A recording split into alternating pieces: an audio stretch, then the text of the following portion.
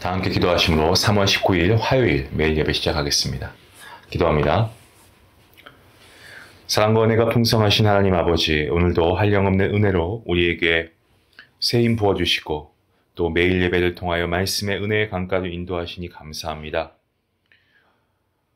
메마른 광야와 같은 세상 가운데 정말 생수 같은 은혜를 맛보며 살 수 있었던 것은 모두 주님의 은혜였음을 고백합니다. 이 시간 주님께서 베풀어 주신 사랑과 그 은혜에 감사하며 예배하며 나아가오니 주님께서 이 예배를 기쁘게 받아 주시옵소서.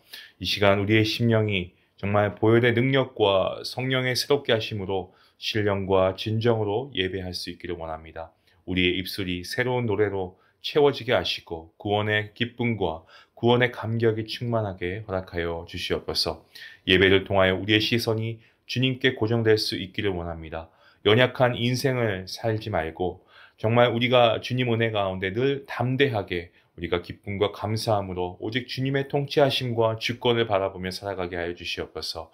주님 뜻 안에 거하는 그러한 우리의 인생이 될 수 있기를 원합니다. 정말 잠시 머물다 갈 그러한 간이역 같은 이 세상을 우리가 미련두지 않게 하시고 집착하지 않게 하시고 날마다 우리가 영원한 삶을 바라보며 영원을 바라보며 살아갈 수 있는 그런 비전의 성도가 될 수 있도록 인도하여 주시옵소서.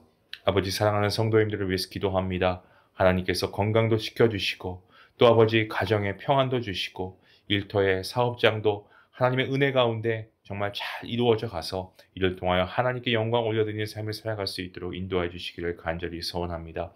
아버지, 오늘도 우리가 말씀 앞에 나아갑니다. 주님께서 우리에게 주신 이 말씀 정말 우리의 마음밭이 옥토와 같이 되어 있어서 말씀이 뿌리워지는 족족 그 말씀의 씨앗이 100배, 60배, 30배의 결실을 맺을 수 있도록 하나님 우리와 함께 하여 주시옵소서. 감사하며 예수님의 이름으로 기도하옵나이다. 아멘. 찬송가 449장 함께 하시겠습니다.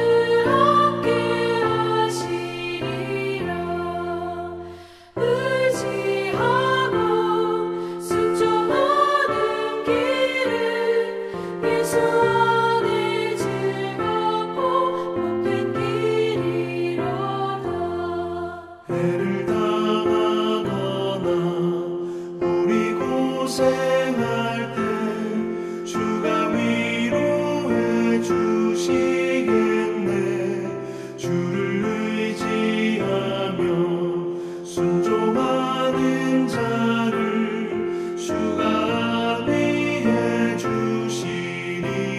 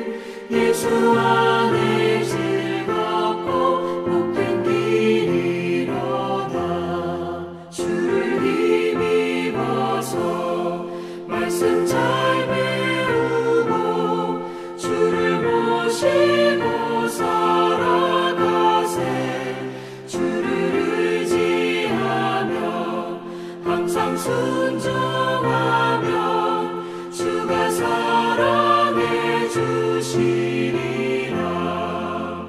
의지하고 순종하는 길은 예수 안에 즐겁고 복된 길이로다.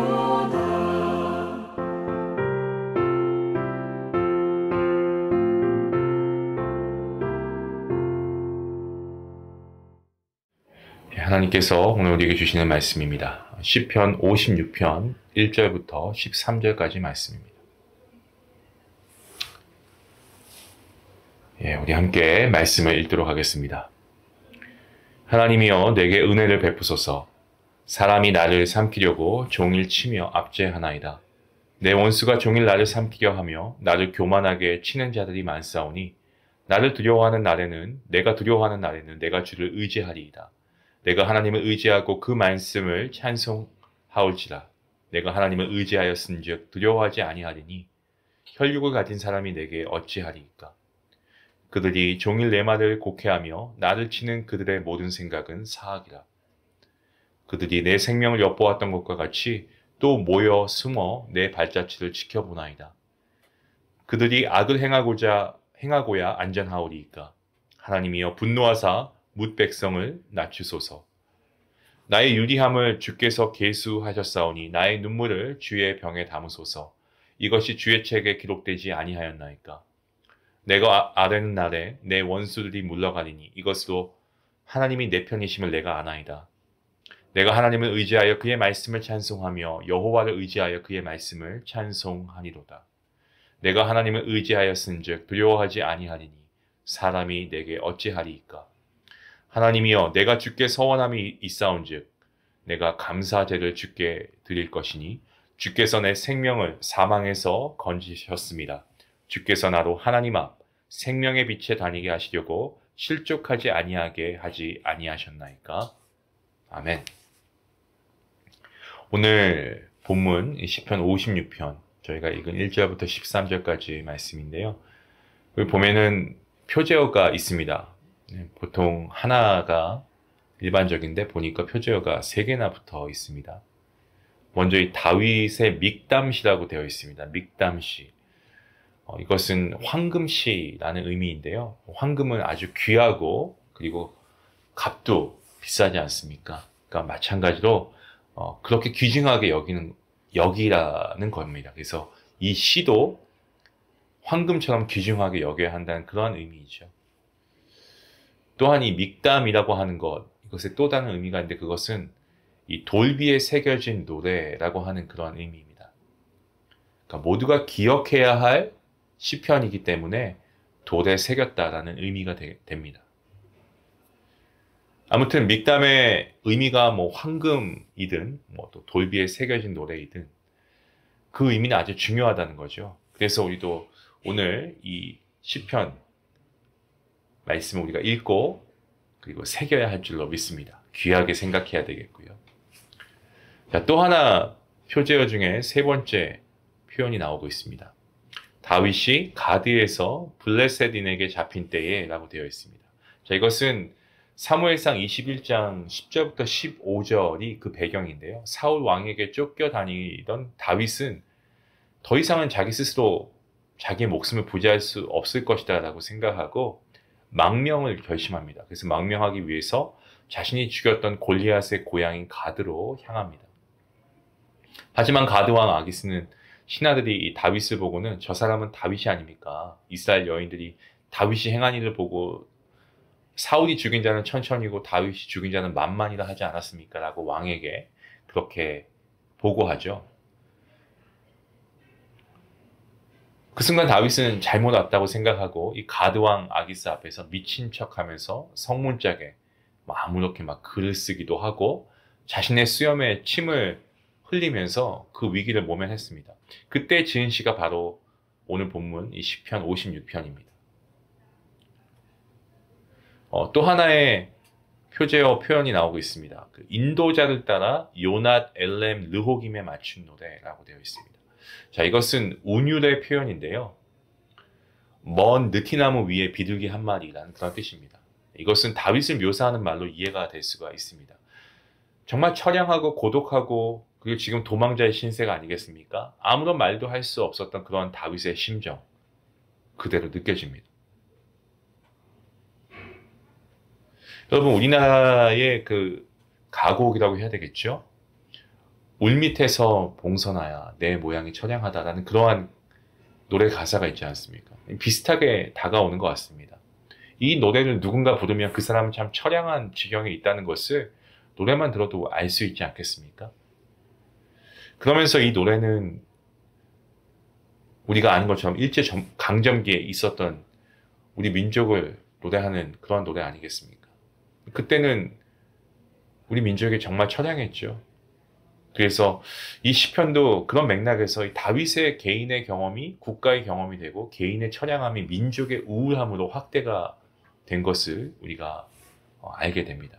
본문 1절과 2절 말씀 이렇게 증거하고 있습니다. 하나님이여 내게 은혜를 베푸소서. 사람이 나를 삼키려고 종일치며 압제하나이다. 내 원수가 종일 나를 삼키려 하며 나를 교만하게 치는 자들이 많사오니. 하나님 은혜를 베풀어 주십시오 라는 기도를 하고 있습니다. 그의 기도의 시작이 이렇게 되고 있죠. 자기가 처해 있는 상황이 자기 능력으로 감당할 수 없다, 해결될 수 없다, 그것을 고백하고 있습니다. 여러분 1절과 2절 말씀에 반복되는 단어가 하나 나옵니다. 발견하셨습니까? 종일이라고 하는 단어입니다. 종일. 종일 삼키려 한다. 기가 막힌 표현이 아닐까요? 다윗의 적대자들 한순간도 그를 가만두지 않습니다. 특히 2절의 원수는 자신을 감시하는 사람을 의미하고 있습니다. 그러니까 하루 24시간 계속 따라다니는 사람이 있다면 글쎄요. 열이면 열 다 모두가 아마 노이로제에 걸리지 않을까요? 그런데 그렇게 감시하는 사람이 한두 사람이 아니고 다수일 때 그 눌림은 이루 말할 수 없죠. 더 나아가서 자신을 감시하는 그러한 여러 사람들이 자기의 삶을 보고 칭찬하기 위한 것이 아니고 악의를 가지고 흠을 잡아서 세상에 알리기 위해서 그렇게 감시하는 것이라면 그로 인한 마음의 눌림은요, 상상을 초월할 것입니다. 이렇게 환경이 자신을 가만히 두지 않을 때 다윗이 취한 해결 방법이 3절 말씀에 나오고 있습니다. 내가 두려워하는 날에 내가 주를 의지하리이다. 두려움이 몰려오면 어떻게 하면 좀 덜 두렵게 됩니까? 주님, 두렵지 않게 해주실 줄 믿습니다를 한 100번쯤 하면 됩니까? 그렇게 기도할 수도 있지만 사실 가장 좋은 방법은 자기의 시선을 다른 곳으로 바꾸어야 합니다. 이렇게 한번 예를 들어보겠습니다.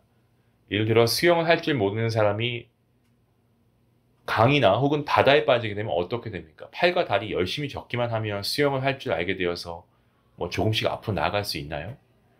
아닙니다. 그런 일은 없습니다. 허우적거림이 오히려 힘을 빼게 만들어서 더 위험에 처할 수도 있습니다. 그때 가장 좋은 방법은 튜브를 그죠? 가지고 있거나 튜브를 받거나 아니면 구조원에게 자신을 온전히 맡기는 거죠. 그것이 구조의 절대적입니다. 우리의 삶에도 두려운 일이 많이 일어날 수 있습니다. 맞습니다. 사실 삶의 근심거리가 없는 날 단 하루도 없습니다. 그것을 해결할 수 있는 가장 좋은 방법, 오늘 우리가 말씀을 통해서 이 다윗의 고백을 통해 우리가 배우게 됩니다. 자신을 하나님께 맡기라는 겁니다. 그리고 자신에게 주어진 일을 성실하게 하는 겁니다. 4절 말씀에서 다윗은요, 하나님을 의지하는 것을 구체적으로 표현하고 있습니다.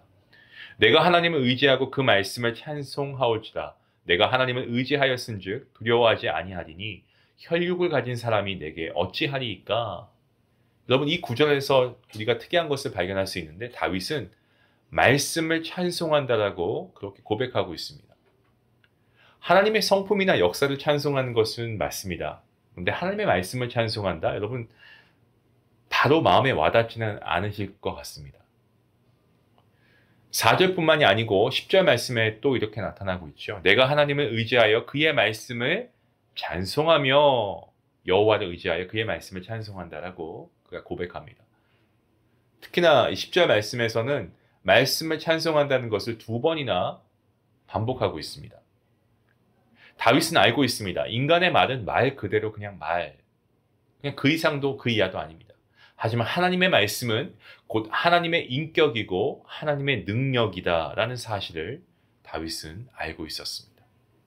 하나님의 말씀이 자신을 위한다고 하시기만 하면 그 어떤 인간도 그 어떤 세력도 자신을 침몰시키지 못한다는 것을 믿는 겁니다.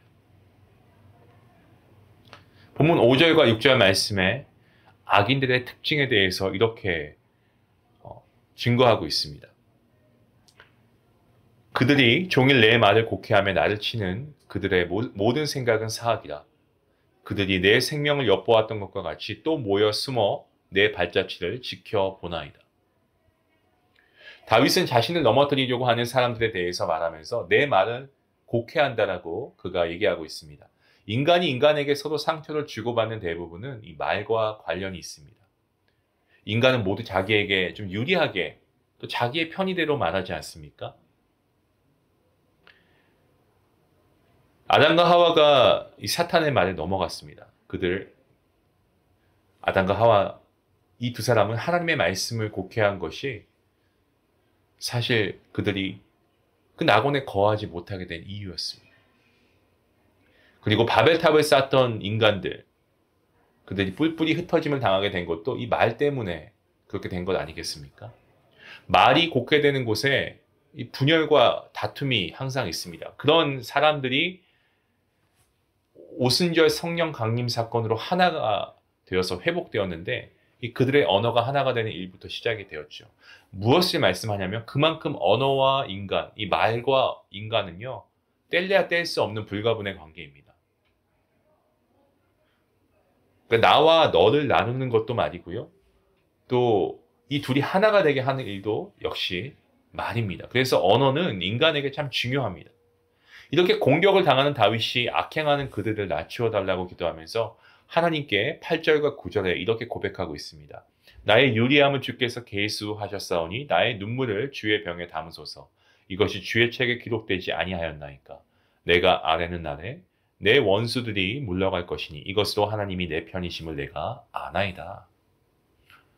다윗이 지금은 자신의 눈물을 하나님의 병에 담아달라고 할 정도로 정말 처절한 그런 상황에 있습니다. 하지만 다윗이 한 가지 확신하고 있는 것이 있는데 그것은 자신의 상황을 하나님께 아뢰기만 하면 원수들이 물러갈 것이다 라고 하는 그러한 사실입니다. 왜냐하면 하나님께서 자기 편인 것을 다윗은 분명히 알고 있었기 때문입니다. 하나님께서 아직은 자기를 잠잠히 보고 계시지만 하나님께서 움직여 주시기만 하면 모든 것이 바뀔 것이다 라는 것을 다윗은 분명히 믿고 있었습니다. 그래서 다윗을 보시면 하나님께 감사의 제사를 드린다고 하지 않습니까? 오늘 본문 13절 말씀에 이렇게 고백하고 있습니다. 주께서 내 생명을 사망에서 건지셨습니다. 주께서 나로 하나님 앞 생명의 빛에 다니게 하시려고 실족하지 아니하게 하지 아니하셨나이까. 다윗은요, 그가 승리할 것을 이미 확신하고 있습니다. 아직 자신의 삶이 처절하게 힘듭니다. 하지만 하나님께서 움직이시는 이것은 이미 승리한 것이나 다름이 없다라고 생각할 정도로 다윗은 하나님을 신뢰하고 있었습니다. 우리가 하나님을 신뢰한다라고 할 때 그 신뢰, 다윗이 지금 고백하고 있는 그 신뢰, 좀 차이가 있지 않나요? 우리가 정말 하나님을 이 정도로 신뢰하고 있냐라는 거죠. 여러분, 그런 면에서 다윗은 정말 믿음이 좋은, 그래서 하나님의 마음에 합한 자라고 그가 그런 칭함을 받지 않았을까요? 하나님을 깊이 신뢰하는 사람, 다윗이었습니다. 시편에서 이 표제어, 다윗의 시나 운율 말고 여기에 있는 이 내용은요, 모두 시인 다윗이 인생에 겪었던 사건들입니다. 그리고 그 모든 사건들은 대부분 다윗이 고통을 당한 그런 내용이죠. 참 역설적이 아닐 수가 없습니다. 고통의 사건이 노래가 되고 있습니다. 우리의 인생, 고통이 가능하지 않기를 기도할 때가 많죠. 하나님, 이러한 고통이 없기를 원하고, 이러한 어려움이 없길 원하고, 이러한 힘든 것 피하게 해달라고. 그런 기도는 우리가 하는 경우가 있습니다. 하지만 고통 가운데에서 그 고통이 기쁨이 되고 감사가 되고 찬양이 되게 해달라고 기도한 적은 우리가 그리 많지 않은 것 같습니다. 아니 어쩌면 그러한 기도 해보지 못한 것 같습니다. 물론 우리 인생의 고통이 가능한 없기를 우리가 기도할 수 있습니다. 당연하죠. 하지만 하나님께서는 우리가 겪어야 할 고난을 겪게 하시고 거기에서 정말 신앙의 그러한 찬양을 받기를 원하십니다. 우리가 우리 자신을 가만히 돌아봐도 기쁜 때의 기도는 단 2마디 하나님 감사합니다가 끝이지만 인생의 고난을 만나게 되면 우리가 어떡합니까? 정말 하나님께 우리가 마음에 있는 것을 다 끄집어내서 하나님께 다 상세히 기도하지 않습니까? 그때 우리의 신앙이 깊어지고요. 인생이 성숙해지고 지금의 우리의 믿음도 그리하여서 우리가 계속해서 말씀을 통해 우리가 자라나고 이러한 고난 가운데서 하나님께서 우리와 함께 하심을 통해 우리의 신앙이 깊어지는 거 아니겠습니까? 우리는 하나님을 찬양하지 아니할 수 없습니다. 그리 아니하실지라도 결국 이 일을 통하여서 하나님께서 우리로 하여금 우리에게 주시는 은혜가 차고 넘칠 줄로 믿습니다. 여러분 하나님의 그 놀라우신 섭리와 계획을 믿으신다면 오늘 우리가 다윗처럼 우리의 고난의 인생 가운데에서도 우리가 이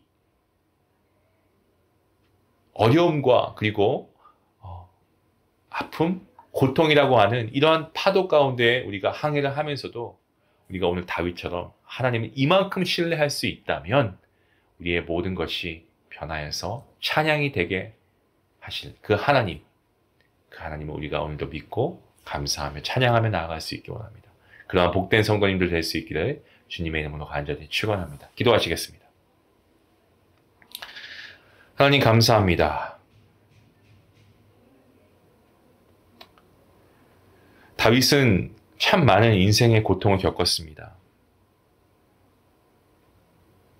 가족들에게도 인정을 받지 못했고 장인에게도 그리고 배우자에게도 사랑을 받지 못했던 그러한 다윗이었습니다.